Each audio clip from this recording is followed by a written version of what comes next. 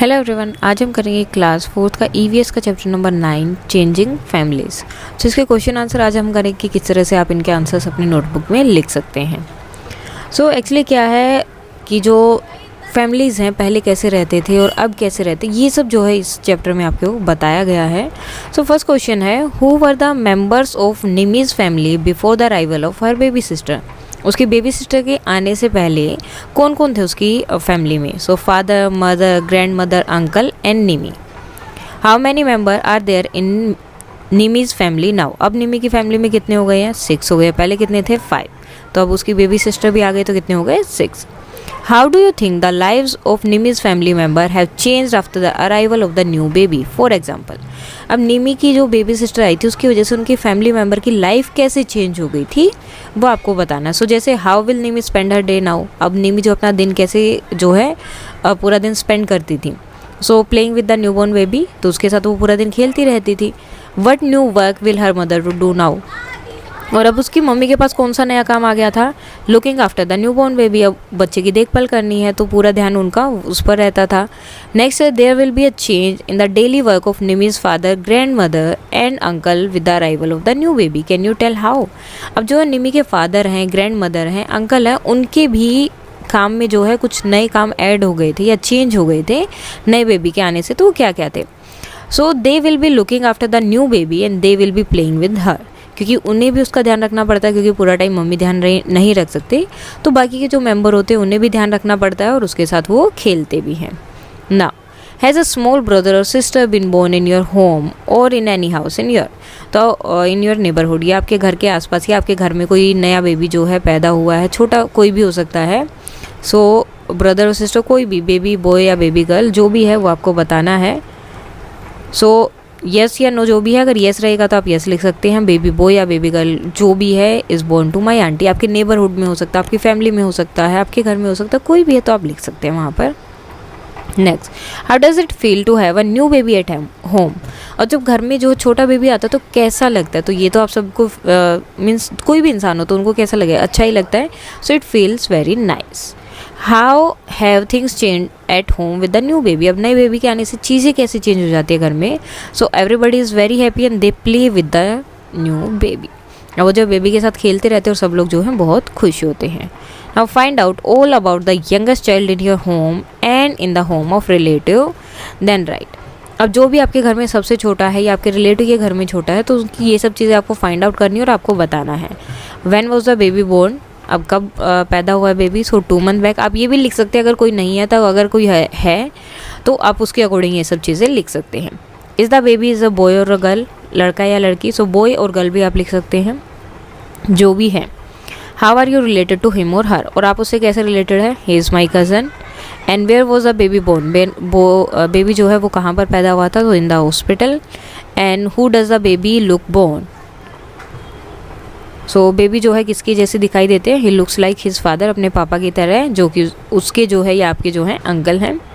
What is the colour of his or her hair, उसके जो बाल हैं उसका कलर कैसा है? Black. What is the colour of his or her eyes, उसकी आंखों का कलर कैसा है? Brown. And does the baby have teeth, so baby के टीथ तो बिल्कुल भी नहीं होते, so answer will be no. And what is the baby's length, अब बेबी की लेंथ कितनी है? So around 1.5 feet. तो ये आप यहाँ पर लिख सकते हैं। ये और ये आंसर आप एज इट इज़ लिख सकते हैं, बाकी में अगर चाहें तो जैसे भी चेंजेस हैं वो आप कर सकते हैं। नेक्स्ट क्वेश्चन है, how many hours a day does the baby sleep. अब एक छोटा बेबी जो होता है वो लगभग कितनी देर तक सोता है एक दिन में? सो मोस्टली जो है वो 17 आवर्स से ज़्यादा ही सोते हैं, so more than 17 hours. What different sound does a baby make. अब बच्चा जो है कौन कौन से अलग अलग साउंड बनाता है? ही cries and makes various other sound, वो रोता है या फिर अलग अलग जो है, क्योंकि वो बोल नहीं पाता है तो कुछ ट्राई करता था, जब बाबा की कोई भी साउंड वो बनाते हैं या आती है उनके मुँह से। Who does the baby stay with the most of the time, और जो बेबी है वो ज़्यादातर किसके साथ रहता है? उनकी मम्मी के साथ, और आपकी क्या हो गई? वो aunty. Now take a photograph of the baby and draw a picture in your notebook. So बच्चे की आप फोटो चिपका सकते हैं वहाँ पर। सो नेक्स्ट क्वेश्चन है, when sharing father showed the letter to his family, how do you think the different member would have felt. तो जब वो लेटर दिखाया तो सबको जो है कैसा फील हुआ होगा। So everyone was happy that Shering father got promotion. तो सब लोग बहुत खुश थे कि उनके पापा को क्या हो गया, प्रमोशन मिल गया है। At the same time all were a little sad too. अब क्यों वो दुखी भी थे, लेकिन क्यों दुखी थे, because that he has to go to another city. अब प्रमोशन हुआ तो इसके लिए उन्हें क्या करना पड़ेगा, दूसरी सिटी में जाना पड़ेगा। तो इसलिए सारे फैमिली मेम्बर थोड़े दुखी भी थे लेकिन वो खुश भी थे। Next, what will change in Shering's family after his father transfer. अब उसके पापा के ट्रांसफ़र के साथ क्या क्या उनकी फैमिली में चेंज हुआ वो आपको बताना है। फॉर एग्जाम्पल अब यहाँ पे कुछ क्वेश्चंस दिए हैं उससे related. Who from Shering families will live with his father at the new place and which school will Shering go to now and will he have new friends. अब वो कहाँ पर रहेगा, शेयरिंग जो है कहाँ रहेगा, कौन सी प्लेस होगी, कौन से स्कूल में जाएगा, क्या उसके नए जो है फ्रेंड्स होंगे या नहीं। सो शेयरिंग जो किसके साथ रहेगा, Shering will live with his mother, then Shering sister and Shering, और कौन कौन होगा, उसकी बहन और वो, and Shering will go to a school there, और वहाँ पे वो एक स्कूल में भी जाएगा, and he will have a new friend there. अब स्कूल में जाओगे तो धीरे धीरे जो है नए फ्रेंड्स तो बन ही जाते हैं। कहीं भी आप जाते हैं तो धीरे धीरे होता है, लेकिन आपके नए फ्रेंड्स या नए दोस्त हमेशा बन जाते हैं। Has anybody in your family move to a new place because of work. क्या आपकी फैमिली में भी ऐसा कुछ हुआ है, अगर हुआ है तो येस, अगर नहीं हुआ है तो आप नो भी लिख सकते हैं, अदरवाइज येस। और जिनका है जैसे यहाँ पर लिखा है माई अंकल, तो आप वो भी लिख सकते हैं। What do you feel about this change. और ऐसा होने के बाद आपको कैसा फील हुआ जब ये चेंज हुआ कि उनका प्रमोशन हुआ तो उन्हें कहीं दूसरी जगह जाना पड़ा या किसी और वजह से, तो आपको कैसा फील हुआ। तो वी फील सैड, थोड़ा बुरा लगता है क्योंकि अब वो जो कहीं और रहेंगे और हर रोज़ उनसे मिलना नहीं हो पाएगा। Is there anyone in your class or school who has come to your school from another place? If so, talk to him or her. क्या आपके स्कूल में भी कोई ऐसा है जो क्लास में या स्कूल में जो कहीं मतलब दूसरे स्कूल से आया है, अगर है तो उससे बातें करनी है। सो अगर येस है तो येस, अदरवाइज आप नो भी लिख सकते हो। Then one girl came to our school last month. एक लड़की जो है पिछले महीने ही हमारे स्कूल में आई है दूसरे स्कूल से। वेयर वर सी और ही कम फ्रॉम। अब वो कहाँ से आए हैं, सो सी केम फ्रॉम वाराणसी। अब आपकी क्लास या स्कूल में जो है आपको उसके बारे में लिखना है। अगर कोई नहीं है तो आप ये वाला भी लिख सकते हैं। अदरवाइज़ अगर आप यहाँ पर नो लिखते हैं तो ये सब आंसर्स आपको नहीं देने हैं, और येस लिखते हैं तो आप ये सारे आंसर्स भी लिख सकते हैं। और आपके स्कूल में अगर क्लास में कोई और बच्चा आया है तो आप उसके बारे में भी ये सब लिख सकते हैं। What was his or her old school like. अब उसका पुराना स्कूल कैसा था, her old school was like this school, वो भी हमारे स्कूल की तरह ही था। Next question, what does he और सी फाइंड डिफरेंट हेयर। अब यहाँ पे उसे क्या चीज़ अलग लगी, तो यहाँ पर लोग अलग थे, different people, different uniform and different timing. Timing भी अलग है, यूनिफॉर्म भी अलग है और लोग भी अलग हैं। डज ही और शी लाइक द चेंज। क्या उसे जो वो चेंज पसंद आया। So at first she had some problem to adjust to new condition. देखो सबसे पहले तो सबको ही प्रॉब्लम होती है जब बिल्कुल स्टार्टिंग में आप कहीं जाते हैं। सो स्टार्टिंग में उसे एडजस्ट करने में न्यू कंडीशन में प्रॉब्लम हुई, and now see enjoy it. लेकिन अब जो है वो इसे बहुत इन्जॉय करती है। Next, do you think that there will be any changes Nazli's family after this wedding and what will change. अब आप ये बताओ कि नाजिल की फैमिली में भी क्या चेंज होगा इस शादी के बाद में, और क्या चेंज होगा। So yes, there will be a new member in नाजिल फैमिली। अब नाजिल की फैमिली में जो है, जो मीन्स एक नया मेंबर आएगा, और वो कौन होगा, सी इज नाजिल sister in law. Now do you think there will be changes in home from where the new bride has come and what kind of changes? और क्या जो है वो नई ब्राइड आई है उनके घर में भी कोई चेंजेस होंगे, और होंगे तो क्या होंगे। So Nazli sister in law stay with them as their family member and work for them. So अब क्या होगा, नाजिल की सिस्टर इन लॉ उनके साथ ही रहेगी और वहीं पर उनके साथ मिलकर काम करेगी। Talk to your mother and aunt in your family. अपनी घर में अपनी मम्मी से, आंट से बात करो। Ask them about where they lived before they got married. अब उनसे बात करने की शादी से पहले वो कहाँ रहते थे। So obviously they lived with their parents. Next है, who were the members in their family. अब ये जो फैमिलीज थी इनमें जो है मेंबर कौन है, their parents, brothers and sister.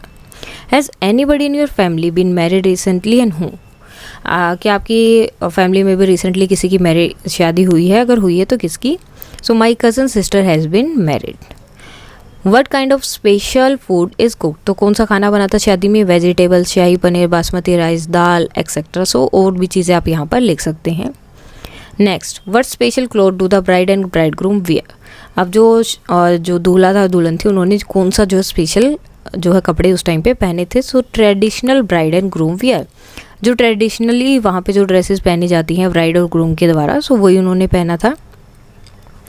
Now write down the reasons of these changes. अब देखो बहुत सारी फैमिलीज़ के बारे में हमने पढ़ा, सो उनमें चेंज क्यों हुआ, उन फैमिलीज़ में क्या रीज़न था चेंज का। सो जैसे निमी फैमिली है, सो निमी की फैमिली में जो है चेंजेस क्यों हुए थे। So in Nimi's family a new baby is born, क्योंकि एक नया बच्चा पैदा हुआ था, एक बेबी आया था, बेबी सिस्टर उसकी आई थी।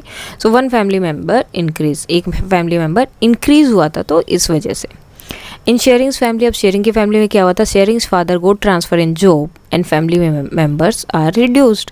अब उनका क्या हुआ कि उनकी जो है फादर का प्रमोशन हुआ, जिसकी वजह से उनका ट्रांसफ़र भी हुआ था, तो उनकी फैमिली में एक मेंबर रिड्यूस हो गया था, कम हो गया था। इन नाजिल्स फैमिली हर कज़न गोट मैरिड, नाजिल की फैमिली में क्या हुआ, नाजलीज फैमिली सॉरी, तो उसकी फैमिली में क्या हुआ कि उसकी जो कज़न है उसकी शादी हो गई, और as a result her sister in law came in their family, और उनकी जो है सिस्टर इन लॉ जो है उनकी फैमिली में, यानी कि एक मेंबर बढ़ गया। Now there can be many reason for changes in family. अब बहुत सारे रीजंस होते हैं, can you think of some more reasons. अब बाकी कौन से हो सकते हैं, जैसे गेटिंग मैरिड जो अभी हमने किया, transfer in job and birth to of new child. So ये सब जो है चेंजेस के मेन रीज़न हो सकते हैं, और भी रीज़न हो सकते हैं जो कि यही है, लेकिन ये जो मोस्ट कॉमन रीजंस है जो हो सकते हैं किसी भी फैमिली में चेंजेस के कारण। Now talk to 3 old people, one from your family, one from your friends family and one from a family in your neighbourhood. तो 3 लोगों से बात करनी है, मतलब जो ओल्ड है उनसे, एक आपकी फैमिली का, एक आपके फ्रेंड की फैमिली से, और दूसरा आपके आसपास पड़ोस से, कहीं से भी, और उनसे ये क्वेश्चंस पूछने हैं। Your family, friend family and neighbours family. Answers ये भी आप लिख सकते हो, अदरवाइज अगर आप क्वेश्चन पूछे तो ज़्यादा अच्छा रहेगा। Since how many years have family been staying here. So कितने साल से आपकी फैमिली यहाँ रह रही है। सो जैसे आपकी फैमिली हो गया मोर देन 150 ईयर्स और 5 ईयर्स, ठीक है।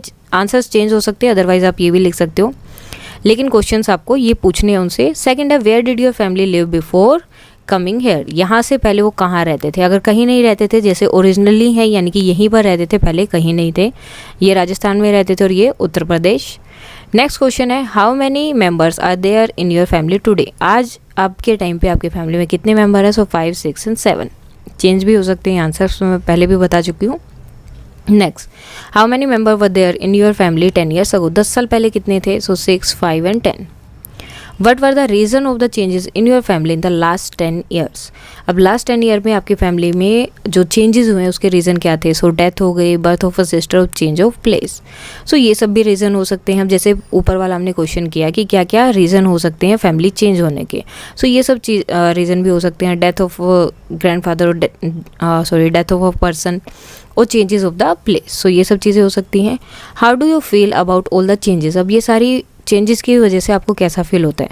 सो अगर डेथ है तो सिंपल सी बात है कि फील बहुत बुरा फील होता है उस टाइम पे। So I feel bad for my grandfather. Birth of a sister, so he feels good for his sister. And changing of place में क्या होगा, मिसेस अदर फैमिली मेम्बर्स। अगर आप अकेले मूव कर रहे हैं तो आप बाकी के आपके जो फैमिली मेम्बर और वहाँ पे जब आपके दोस्त थे, फ्रेंड्स थे, नेबर थे, उन सबको बहुत मिस करते हैं। Now my family yesterday, today and tomorrow. All family changes in some way और the other because of different reason. सब फैमिली में कोई ना कोई चेंजेस हुआ। Has your family change too, क्या आपकी फैमिली भी चेंज हुई है। तो येस एंड नो में आप आंसर दे सकते हो। सो यहाँ पर है yes. When your grandmother and grandfather were children like you, was your family just like it is today? तो ये तो कभी भी नहीं हो सकता कि जब आपके दादी और दादा आपकी तरह बच्चे थे तो क्या उस टाइम पे भी आपकी फैमिली ऐसी थी। तो आंसर इसमें क्या रहेगा, no. Now you have drawn a family tree of your family, let us again draw the family tree of the last year in your notebook. अब जैसे पिछली बार बनाया था वैसे ही। So myself then sister, इसमें क्या आएगा, फादर मदर, एंड देन इनका क्या होगा, ग्रैंड मदर ग्रैंड फादर, यहाँ भी ग्रैंड मदर ग्रैंड फादर हो गए। एंड देन अंकल, जैसे आपने अपने लिए लिखा सिस्टर, तो आपके पापा और आपके मम्मी दोनों के भाई बहन होंगे, तो वो आपके क्या होंगे, अंकल आंटी होंगे। सो यहाँ पर आप ऐसे लिख सकते हैं। Now ask your grand mother और grand father how many members were there in their family. अब आपको पूछना है कि उनके फैमिली में कितने मेम्बर्स है when they were your age, जब वो आपकी एज के थे। Then draw a family tree in your notebook of their family when they young. उसके बाद आपको ये फैमिली ट्री ड्रॉ करना है उनका, जैसे कि आपके ग्रैंडफादर, देन उनकी सिस्टर, उसके बाद में उनके मदर एंड फादर। अब मदर फादर के भी भाई बहन हो गए तो अंकल एंड आंटी, और यहाँ से भी उनकी आंटी, देन उनके ग्रैंडफादर, ग्रैंड मदर, और मम्मी की साइड से भी grand mother and grand father. Next, can you see your self, your brother and your sister, your mother and your. So इसमें क्या है कि क्या आप इस फैमिली ट्री में आपको, अपने भाई को, अपनी मम्मी को या पापा को, किसी को यहाँ पर देख पा रहे हैं इस फैमिली ट्री के अंदर? सो आंसर रहेगा नो। सो अब आपको क्या करना है, जो आपने अपना फैमिली ट्री बनाया था एंड देन जो आपके ग्रैंडफादर का था, वो now draw a family tree of your present family in your notebook. तो सेम जो आपने वो बनाया था वो फैमिली ट्री आपको यहाँ पर बनाना है। Next, can you see your self, जैसे यहाँ पर माई सेल्फ, सिस्टर, देन आपके फादर मदर, उनके भाई बहन, then grand mother grand father. Next question है, can you see your self anywhere in this family tree. तो क्या आपने जो है इन फैमिली ट्रीज को कहीं देखा है? Who are the member of your family today and what where are your grandfathers. तो यहाँ पे जो आपने फैमिली ट्री में देखा, मतलब जिन लोगों को भी देखा है, आप खुद ने दिखाई दिए या नहीं, and who are the members of family today, और आज के आपके मेंबर कहाँ हैं या कौन से हैं, और वो कहाँ पर रहते हैं, कौन है, सब कुछ। And where are your grandparents, और आपके ग्रैंड पेरेंट्स कहाँ हैं? Yes, my parents and siblings grandparents, my grandparents are at the top of the family tree. अब ग्रैंड पेरेंट्स कहाँ हैं? फैमिली ट्री के बिल्कुल टॉप पर। और ये फैमिली ट्री बनाया तो इसमें से आपने किसको देखा होगा? अंकल आंटी, इन सबको तो आपने देखा ही होगा। सो वही आपको बताना है। Now let us talk, can you tell if in what ways the family tree of your grandmother and grandfather in their childhood is different from your family tree today। तो आप बता सकते हो कि आपकी दादी का या दादा का या नाना नानी, कोई भी हो सकता है, ठीक है, उनके चाइल्डहुड का फैमिली ट्री आपके चाइल्डहुड के फैमिली ट्री यानी कि आपके फैमिली ट्री से किस तरह से अलग है। So during their childhood my grand parents were at the bottom of the family tree. अब जब वो बच्चे थे तो वो फैमिली ट्री के बॉटम में थे। Now they are at the top, और अब वो क्या हो गए? बिल्कुल टॉप में पहुंच गए हैं। तो ये यहाँ पर डिफरेंस है। Now up to which class do you want to study, आप कहाँ तक पढ़ना चाहते हैं? So till master degree. अगर आगे पढ़ना चाहते हैं तो आप वो भी लिख सकते हैं। Up to which class have your parents studied, अब आपके पेरेंट्स कहाँ तक पढ़े हैं तो आपको लिखना है। जैसे यहाँ पे ग्रेजुएशन लिखा है तो आपके पेरेंट्स जहाँ तक भी पढ़े हैं आपको लिखना है। Till which class did your grand mother get a chance to study, आपकी ग्रैंड मदर को कहाँ कितना चांस मिला, कितना वो पढ़ पाए थे। So till class 10th। And what age did your grand mother get married, और आपकी जो है ग्रैंड मदर यानी कि जो दादी हैं या फिर नानी है, उनकी शादी जो है किस एज में हो गई थी? तो at 21। Have you heard of a law that talks about the ages before which girls and boys must not get marriage. तो आपने क्या कोई ऐसे लो कानून के बारे में सुना है जिसमें जो एज डिसाइड होती है कि इस एज से पहले आप बच्चे की शादी, किसी भी लड़के या लड़की की शादी नहीं कर सकते? So there is a law, yes. अब उसमें एज क्या होती है? Boy must not get married before 21 years and girl should not get married before 18 years. तो लड़के की शादी 21 साल से पहले नहीं हो सकती, यानी कि जब वो 21 साल का होगा उसके बाद ही शादी हो सकती है। एंड गर्ल्स की मैरिज 18 ईयर्स से बिफोर नहीं हो सकती, जब वो 18 ईयर्स के होंगे तो तब उनकी शादी आप कर सकते हैं, 18 ईयर्स के बाद। Are there any such children in your neighbourhood who had to drop out of school and do you want to और do they want to go back to school. So अब आपको बताना है कि आपके आसपास कोई ऐसे लोग, बच्चे हैं जो स्कूल नहीं जा पाते किसी भी रीज़न से, मतलब उन्हें स्कूल छोड़ना पड़ा कोई परेशानी की वजह से। तो येस या नो में आप आंसर लिख सकते हैं। जैसे इन्होंने नो लिखा, अगर येस है तो आप येस लिख सकते हैं। And has anybody in your family goat married recently, क्या आपके फैमिली में कोई किसी की अभी अभी शादी हुई है? तो आप येस या नो, जो भी, अगर नो है तो आप नो लिख देंगे, एंड येस है तो आप येस लिख देंगे। एंड देन अगर येस है तो उससे रिलेटेड क्वेश्चन है, what was the age of the bride and the groom, bride और ग्रूम की एज क्या थी? So bride was 24 years old and the age, यहाँ पर एज रहेगा the age, and the age of the groom is was 27 years old. तो groom की age 27 और ब्राइड की 24 है। तो दोनों ही अकॉर्डिंग टू लॉ शादी कर सकते हैं, जैसे कि आपको बताया गया ऊपर ही कि एज कितनी होनी चाहिए, गर्ल्स के लिए 18 और बॉयज़ के लिए 21। तो दोनों की एज उससे अबव है तो आराम से वो शादी कर सकते हैं, और उस टाइम पे उनकी शादी हुई थी। सो ये same question I don't know कि फिर से उन्होंने रिपीट क्यों किया है। सो ये था आपका चैप्टर नंबर 9 चेंजिंग फैमिलीज़ के क्वेश्चन आंसर। अगर इसमें कोई डाउट है तो आप कमेंट करके बता सकते हैं। And that's all for today, and please like share and subscribe. Thank you.